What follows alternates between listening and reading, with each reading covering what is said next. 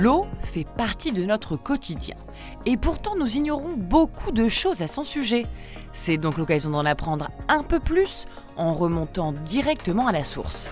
Et en parlant de la source, si on s'intéressait au delta de l'Aa, territoire du Dunkerquois et du Calaisis. La première question que l'on peut se poser, d'où provient l'eau que je consomme ? Chose surprenante, ce territoire proche de la mer est riche d'un réseau hydrographique dense, les Watringues, et pauvre en eau potable.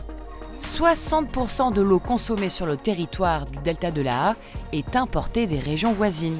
Saint-Omer pour le Dunkerquois et Guînes pour le Calaisis. Et si l'eau est gratuite, pourquoi dois-je payer une facture ? En effet, elle est gratuite, mais pour qu'elle puisse arriver jusqu'à notre robinet, plusieurs étapes coûteuses sont nécessaires. Il faut d'abord l'acheminer puis la traiter afin qu'elle soit potable. Notre facture comporte également 2 redevances qui, une fois versées aux agences de l'eau, permettront de financer tous les projets visant à protéger nos ressources en eau. Justement, dans quel état sont-elles ? Le territoire du delta de l'Aa est riche en eau de surface, mais de nombreux facteurs influent sur sa qualité. L'eutrophisation, c'est-à-dire la dégradation de l'environnement aquatique, la présence d'herbicides et de mercure. À cela s'ajoute une grande densité de population, une très forte activité économique et une production agricole intense qui rendent médiocre la qualité de ses ressources en eau. Comment notre territoire est-il protégé ?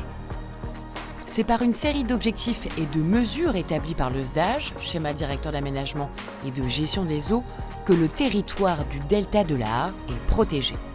À titre d'exemple, entre 2022 et 2027, l'objectif est de supprimer la pollution par les herbicides, de préserver les zones humides ou encore de garantir un usage durable et partagé de la ressource en eau.